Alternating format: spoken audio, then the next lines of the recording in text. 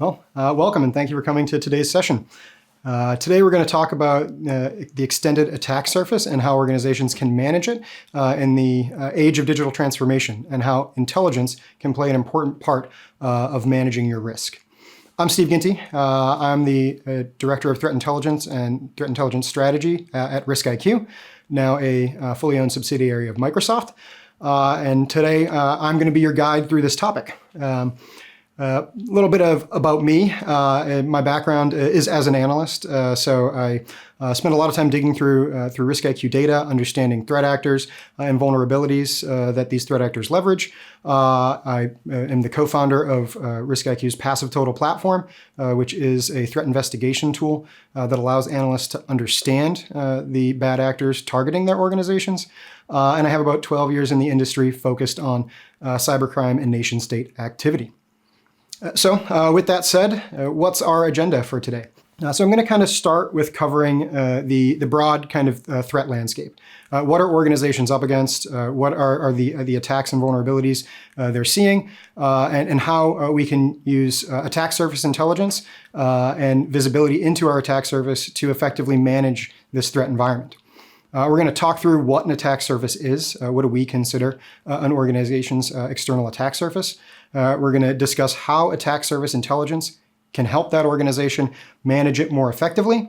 And I'm going to walk through some deeper dive examples of recent vulnerabilities and the threat actors using those vulnerabilities to provide insight in how we can kind of bring this intelligence together to make better risk decisions. So to level set, we like to say that the world has changed. Cloud adoption has really driven a lot of this change in technology, and COVID-19 really accelerated that in 2020 with our shift to a more decentralized remote workforce. And so that shift has really made organizations have to respond differently to the threat environment, and has broadened our attack surface.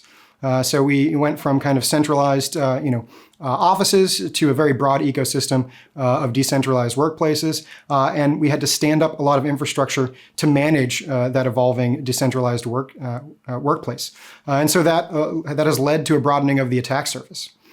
Beyond that, we've kind of seen the kind of trend in shift left development and very quick DevOps, constantly iterating, constantly releasing code into environments to be much more agile. And while this has a lot of benefits and flexibility in releasing new features and capabilities, it also can lead to misconfigurations and deployment of code that may not be as secure, and therefore can introduce new avenues of attack into an organization's attack surface. Finally, we're starting to see this shift, but the Internet of Things and Internet-connected devices has grown rapidly over the last few years. And so not only are we dealing with on-premise devices in the cloud, but we're dealing with all sorts of devices that have been connected to the internet, whether it's access control systems or cameras or kind of almost anything that an organization can now connect to a Wi-Fi to support their employees. Combine that with the future of 5G technology and internet access expanding to a much broader area and decentralizing, we're seeing a lot of compounding scenarios that are broadening our attack surface. So what does this mean? Well, organizations are tasked with constantly keeping up with new vulnerabilities that are discovered in their legacy and existing infrastructure. And we're seeing those vulnerabilities increase our attack surface. We also have to be very aware of old vulnerabilities that may be being used by threat actors. So while the pace of new vulnerabilities released over the last few months continues to be relentless, there's also the scenario of malicious actors using older vulnerabilities to gain access into an organization because it works and because those vulnerabilities exist in organizations and are effective. So not only are you dealing with a compounding kind of trend in new vulnerabilities that you have to manage, but you also have to be aware of legacy systems and vulnerabilities and kind of new intelligence that comes out about it, and manage that appropriately. So it's kind of a twofold effort that organizations have to respond to, and that pace it seems to be getting more and more and more relentless. So what is that trend in vulnerabilities that we're seeing? We can see this chart here that shows a rapid increase in vulnerabilities in 2021. What this chart is representing is zero-day vulnerabilities caught in the wild. And for the first half of 2021, we have seen 60 zero-day vulnerabilities in the wild, eclipsing what we observed in all of 2020. And therefore, we can see that this pace is quickening. Beyond that, we've seen over 600 remote code execution vulnerabilities that have been disclosed in the first half of 2021. And so there's a constant pace of vulnerabilities that organizations have to action. And intelligence can help us effectively action those. So when we talk about the vulnerability landscape, I like to highlight recent examples. We have some news articles here of headlines of vulnerabilities and actors leveraging those vulnerabilities. Obviously, we have the Microsoft Exchange vulnerability that was announced in March. We have the SolarWinds ServU vulnerability in their FTP server that Microsoft analysts discovered and disclosed to the SolarWinds organization. We have issues in VMware vCenter that seem to pop up and that recently popped up in the last month, I want to say. And we also have vulnerabilities in critical infrastructure like networking devices, F5's big IP device that seem to have issues every 6 to 12 months that organizations have to action. Additionally, the threat landscape is also evolving. So as I said earlier, actors are taking note of these new and legacy vulnerabilities, and they're actively exploiting them.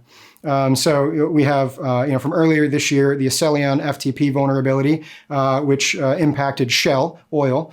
We have the Hafnium actor group, which we'll talk about a little bit more, that were actively exploiting the Microsoft Exchange vulnerability. We have Russian actors taking advantage of old 2019 vulnerabilities in XM Internet mail servers. Just last week, 2 weeks ago, we have the Confluence remote code execution vulnerability that Elastian announced. We have major supply chain issues and vulnerabilities in regards to things like the Kaseya attack of that managed service security service provider and the ability of those ransomware actors to not only impact Kaseya, the company, but the customers that they also provide services to. So this is just a view of the last few months of 2021. It's felt like 2020 was very similar with a relenting pace of new vulnerabilities and threat actors leveraging them to keep up with. So kind of what does all this mean? We have an attack surface and an IT environment that is rapidly evolving and moving to a hybrid cloud environment. And what we've found and what we're seeing is that kind of the old internet doesn't work the way today's enterprises operate. And so, not only are we dealing with new cloud infrastructure and deployments, we're dealing with legacy systems that actors keep finding vulnerabilities into that we have to respond to and patch and make valid risk decisions around. We were also seeing, as I said earlier, that attack surfaces have eclipsed what traditional security organizations are really meant to respond to. So this growing set of devices to manage that are connected to the internet, combined with this growing set of vulnerabilities that organizations have to manage, have really created a scenario where we need more tools to better defend our organizations. So, what do we consider an organization's attack surface? And so when we're talking about the extended attack surface, we're really looking at assets that an organization owns and have deployed for normal business operations.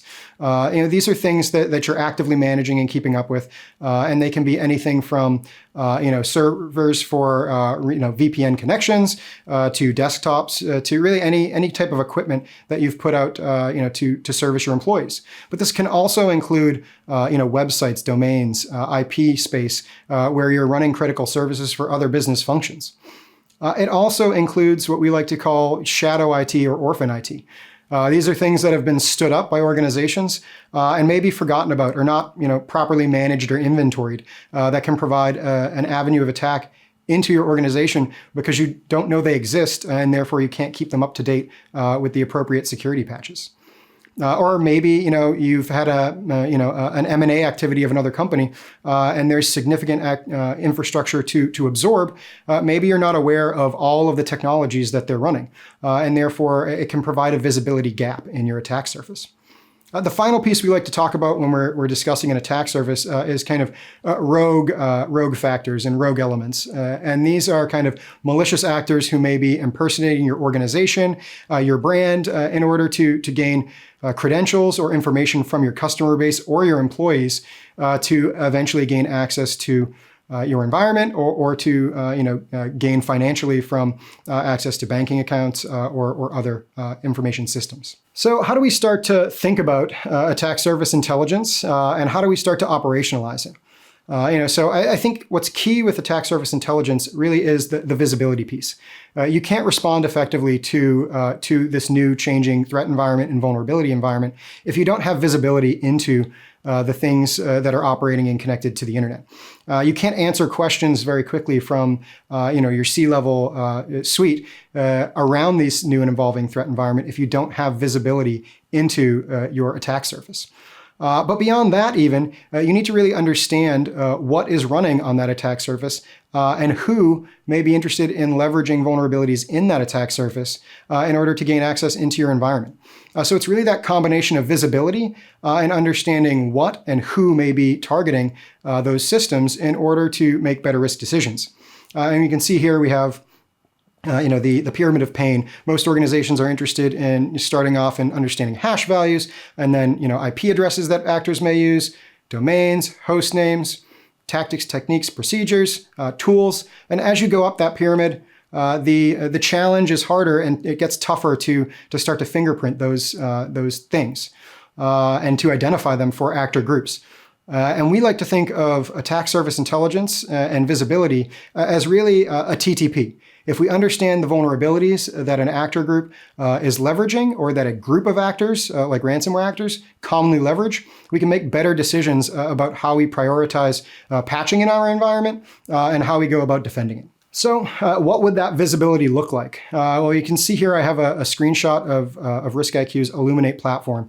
And what we're trying to provide organizations is a very high-level baseline of what we know about them on the internet. And this is all from external collection and an outside view of your organization and the devices that are connected.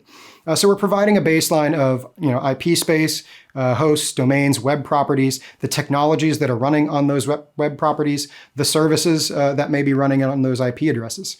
And we're combining that with this, with this priority intelligence dashboard that highlights high, medium, and low severity insights that an organization should use to better manage and action issues in their attack surface. So we can help organizations answer these questions very quickly as a new vulnerability comes out. Where in my environment is this latest and greatest vulnerability, and where do I go to start to mitigate the threat? So we've been doing vulnerability management and patch management for a while. How is this any different? Well, we're not looking for extended attack surface management to supplant vulnerability management. We're looking for it to inform it. We're looking to take attack surface visibility and intelligence and provide that contextual layer to our larger organization about the actors and the individuals leveraging those vulnerabilities in our attack surface or those misconfigurations in order to gain access to our networks. And so this is really about quickly assessing new information and intelligence as it comes into the market, and also reassessing intelligence about our attack surface as new information is available. So it's really meant to create another layer of defense for organizations and contextualize the rapidly evolving kind of threat and vulnerability landscape in a way that vulnerability management programs can more effectively patch and manage their IT systems. All right, so we've gone through kind of a high-level overview of what extended attack surface management is, what attack surface intelligence is, and why we may need it to help us better triage vulnerabilities in our environment. Now I'm going to kind of walk through a couple examples of recent vulnerabilities and events that organizations and our customers have have had to tackle, and how this intelligence can be layered into a contextual narrative that helps organizations make a better risk decision. So we're going to start with the Confluence vulnerability. And so this was announced in late September, last week of September. And what was announced was that there was a remote code execution vulnerability in Atlassian's Confluence platform. And based on RiskIQ's scanning and global visibility of the internet, we could very quickly at time of release see that there were over 55,000 Confluence servers connected to the internet that were running versions that were vulnerable to this remote code execution vulnerability. And therefore, there were 55,000 versions that needed to be updated in order to prevent a malicious actor in leveraging this vulnerability. We could also see that very quickly after about a week of scanning and up until I think last week, the patch cycle had been fairly effective. Organizations quickly actioned this information, and as of last week, there were only 5.2 thousand vulnerable servers on the internet, but that's still a very large set of servers that actors have access to. And so we knew that there were 3 actor groups actively leveraging this vulnerability post-announcement. And I think it was really only a 7-day window where from the announcement of the vulnerability to security organizations noting active exploitation in the wild. And you can see here, I think why this is interesting is we had a lot of major U.S. organizations, Cybercom, CISA, U.S. CERT, announcing that companies should take this vulnerability very serious and should patch immediately. And the language here is very clear that if you haven't patched this vulnerability, you should do so immediately, and that it cannot wait. It could not wait for Monday. It could not wait over the weekend. And the fear here was that there was active exploitation, and that we've seen ransomware actors actively exploiting these vulnerabilities. And there was proof of concept code in the wild. And the fear was that this was going to cause a broad impact to organizations. And so as researchers looked at this vulnerability, we were able to see that a lot of security organizations were announcing activity where they saw actors actively exploiting this. And so we have a lot of crypto mining activity where bad actors were exploiting the vulnerability to install a crypto miner. We have some, Lacework noted a group that was using this to do that specific activity. And so immediately after announcement of this vulnerability, these bad actors came in on the scene and started exploiting it to their financial gain, in this case, crypto miners. But the worry is that it could transition very quickly to other actor groups, ransomware groups, nation state groups. So what does this information and intelligence about the Confluence vulnerability provide? Well, it certainly shows a very compressed time frame from announcement of a vulnerability to exploitation in the wild by actors. And so these were actors that looked at that vulnerability, either reverse engineered the patch or started to investigate the vulnerability and find out how they could leverage it. And within 5+ days, they were actively exploiting it in the wild. It also shows that with that compressed time frame, visibility is going to become key for organizations to effectively patch. You have to know where your assets are and very quickly triage that in a timely manner if the time from announcement to exploitation is becoming compressed. And you can also see that these types of remote code execution vulnerabilities, where an actor doesn't have to have local access to the server, they can have network access and be remote and execute code on that system, are prime targets for actor groups to leverage. And so organizations really have to understand that compressed timeline and take the intelligence about the actors that are actively exploiting this, the TTPs, the indicators of compromise, and use those to not only understand the actors targeting it, but to understand if you've been compromised, and then if you've been compromised, if that actor is currently in your environment. So I think this Confluence example was really good of the pace at which we're starting to see vulnerabilities start to be actively exploited. And we've been seeing it throughout 2020, and it's certainly become more of an issue in 2021. The next vulnerability I want to walk through will be the Microsoft Exchange vulnerability. And so in March of this year, Microsoft announced that there were 4 zero-day vulnerabilities inside of their on-premise Exchange platform. And you can see the CVEs here. That first CVE is an SSRP vulnerability, which allows organizations to gain access and work around authentication and therefore gain unauthenticated access to the server. The bottom two vulnerabilities are arbitrary file write vulnerabilities. And if you combine the top one with either one of the bottom two, you can have remote code execution access to the on-prem Exchange server. So there was a need to address this fairly quickly. And Microsoft came out and provided a significant amount of information to organizations. At the time of the announcement of the vulnerability, Microsoft noted that they had seen pre-patch active exploitation, meaning that it was disclosed to them from multiple groups that there was exploitation of this vulnerability in Exchange, and that's what led to the development of patching. And at the time, an actor group that Microsoft tracks as Hafnium, a nation-state associated actor with ties to the Chinese government, was actively exploiting this vulnerability to gain access to organizations' on-prem Exchange servers.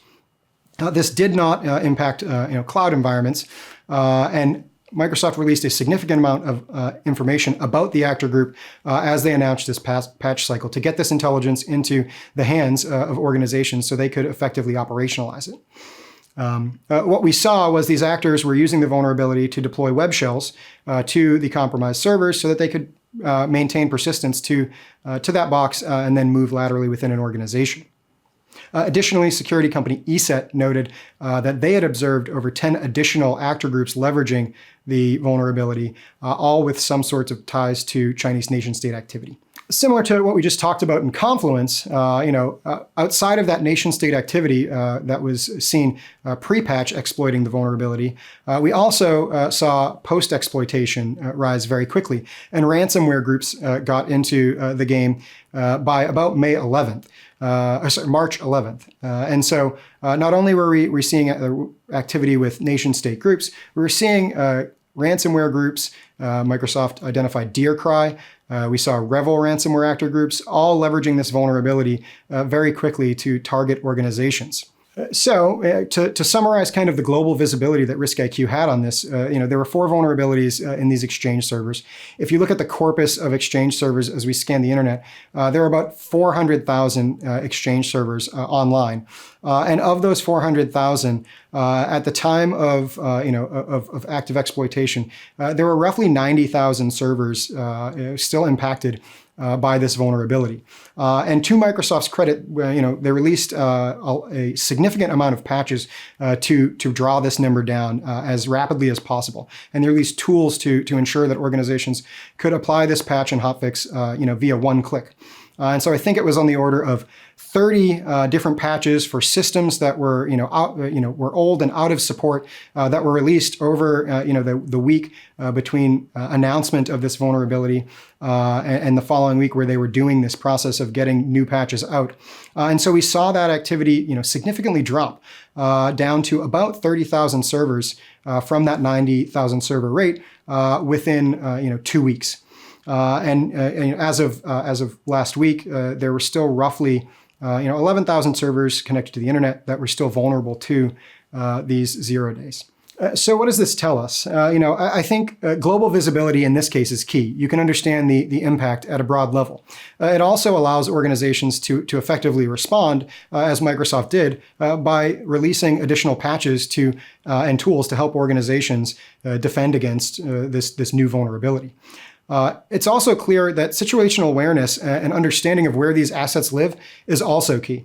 And so RiskIQ, in conjunction with Microsoft, emailed a significant broad swath of internet service providers to tell them that they had vulnerable servers inside their infrastructure and where those were. And we saw a rapid decrease post that email of these servers connected to the internet. And the feedback was very positive from these organizations because they knew they probably had these servers somewhere, but they didn't know where. And we could provide them that pinpoint visibility to tell them where they should take action. Additionally, we're seeing again where time to patch is compressed. In this case, there was pre-patch exploitation activity, but also very quickly ransomware groups started to leverage the vulnerability. And the intelligence that was released by Microsoft and other security vendors was key into understanding if you were vulnerable, if you were targeted by the actors that were leveraging this vulnerability. You could use the information, the IOCs, the TTPs, to do some hunting inside of your organization. And this was key because the web shells that were deployed can still exist post-patch. And so even if the server is patched, organizations still have to use that intelligence to understand if there was an incident within their organization so that they can respond effectively. So I really think that highlights how global visibility can help organizations and institutions respond to new information and zero-day vulnerabilities that appear in the market. This final vulnerability I'm going to walk through is around the XM internet mail server that we talked about at the top of the talk. And this is a really interesting use case because it is of an older vulnerability that actors were leveraging. So in May of 2020, the NSA released an advisory alerting organizations that Russian actors, specifically the Sandworm group, were targeting XM internet mail servers. And they were specifically exploiting this set of 2019 vulnerabilities that had previously been announced and patched in the second half of 2019. So these vulnerabilities had been around for a while. And RiskIQ had done some scanning over the time that the announcement of the patch and this announcement of the NSA noting that actors were exploiting this. And this is almost a year between patch and intelligence that nation-state actors were leveraging this vulnerability. There are two remote code execution vulnerabilities and a buffer overflow vulnerability. What we saw at time of announcement of patch that there were 900,000 global observations of vulnerable XM internet mail servers. And this was the time of XM announcing the release of the upgraded versions of the mail server back in 2019. When we went back to look at this post-NSA announcement in May of 2020, we saw that there were still 235,000 servers online that were vulnerable. So there was still a large tranche of infrastructure that had not been updated and patched up until that time of the NSA announcement. What we can see via this graph is we started to look at patch activity versus vulnerable server activity post that May announcement. And what you can see on this graph is a significant uptick in the amount of servers that were then patched as it relates to this new bit of information. So the NSA announced that these actors were actively exploiting it, and that new information provided organizations with an incentive to go understand where these devices were and to go patch them. So it shows that new information can be applied to an organization's attack surface to make better risk decisions. So what does this intelligence provide? Well, we can see that oftentimes after a patch is announced, there are still a significant amount of vulnerable systems left on the internet. And this can be due to extended patch management cycles, to low visibility into where these systems are, or into organizations deciding to accept the risk of that vulnerability in order to keep business operations flowing. But what we do see also is that there's an ability to take this new information in over a year later and push organizations to effectively patch what is a vulnerable system because maybe that risk profile changes. You now have nation-state actors targeting these vulnerable systems, and that's maybe a different risk calculation for organizations. Okay, so we've kind of done an overview of the problem. We've walked through some deep dive examples. You're probably wondering now, okay, what are the key takeaways of all of this? So I think one of the key takeaways is that organizations' threat environments and their attack surfaces are evolving rapidly. And these examples that we highlighted show that new information is constantly needed to be ingested, understood, and prioritized in order to make the best decisions about defending your extended enterprise attack surface. Obviously, digital transformation is increasing within organizations. COVID-19 accelerated that for many organizations, and so there's no going back to the days before that. We are in this hybrid work environment. We are in this hybrid cloud environment, and there are only going to be new challenges going forward that we have to manage both in our cloud assets and in our legacy IT systems. Finally, threat actors are taking note of this evolving threat landscape, and they're actively evolving their tactics, techniques, and procedures to respond to new vulnerabilities and new information the same way we are. And so we have to have a cycle of ingesting this intelligence to more effectively manage our extended attack surface. So with those key takeaways, where should an organization start in trying to understand their extended attack surface and to apply attack surface intelligence to that? I think for most organizations, this is just building on, on top of your threat intelligence program you maybe already have. So applying security intelligence to your current threat intelligence. Correlating an understanding of who is targeting your organization and maybe what the vulnerabilities are that those actors use or those tranche of actors use so that you can go inspect your environment for areas where they may be targeting specific vulnerable infrastructure. Additionally, developing an understanding of your attack surface is key. And so starting to understand where those devices are that an actor may be targeting, is a great way to prioritize your understanding of your attack surface. And finally, let Microsoft and RiskIQ help. You can go to community.riskiq.com and you can sign up for a free community license of our tool. This will come with a 30-day trial of our Illuminate platform, which gives you some visibility into your attack surface. It gives you that baseline view that RiskIQ has of you, and it layers over some priority insights of where you could start to effectively manage your attack surface. So I hope this talk was helpful today. I really appreciate the chance to talk to everybody about how to manage your extended enterprise attack surface, especially in these changing times. And I thank you for your time. We've already learned so much here at Microsoft Ignite. We've learned how to protect our organizations against the latest adversarial trends, stay resilient while managing risk and compliance, and how to strengthen our security posture from some of the industry's principal thought leaders. Now, get excited as we look ahead to the future of security in today's upcoming sessions. Hi, I'm Jessica Feku, Security Product Marketing Manager here at Microsoft. We just viewed Steve Ginty, Director of Threat Intelligence at RiskIQ, as he walked us through RiskIQ's view of the global threat landscape and how security teams can layer vulnerability intelligence, traditional threat actor intelligence to defend their external attack surface in the age of digital transformation. Learn more about this and how you can confidently embrace the future of security by checking out our other sessions. Gain a better understanding in the current state of cybersecurity talent pipeline from Microsoft General Manager of Digital Inclusion, Naria Santalucia in Breakout 245, as well as what's being done to resolve the cybersecurity fulfillment challenges by training in academic institutions. Discover more about the current nation-state threat landscape during Breakout 248 as Associate General Counsel and Head of Microsoft's Digital Security Unit, Kristen Goodwin, provides context for security leaders and practitioners who are looking to better understand the relevancy of these new dangers. Explore cloud security's top trends, emerging risks, and potential obstacles with Cloud Security Product Marketing Manager Adam Young and Forrester's analyst Andres Cesar in Breakout 249 as they share practical guidance on how you can protect your infrastructure, platform, and software as a service services. Join Microsoft's Director of IoT and Industrial Cybersecurity Phil Naray and Gartner analyst Cottrell Thielemann during Breakout Session 250 for a discussion on how you can create a cyber physical system risk strategy using the language of business to underline the role of security as a tactical business enabler.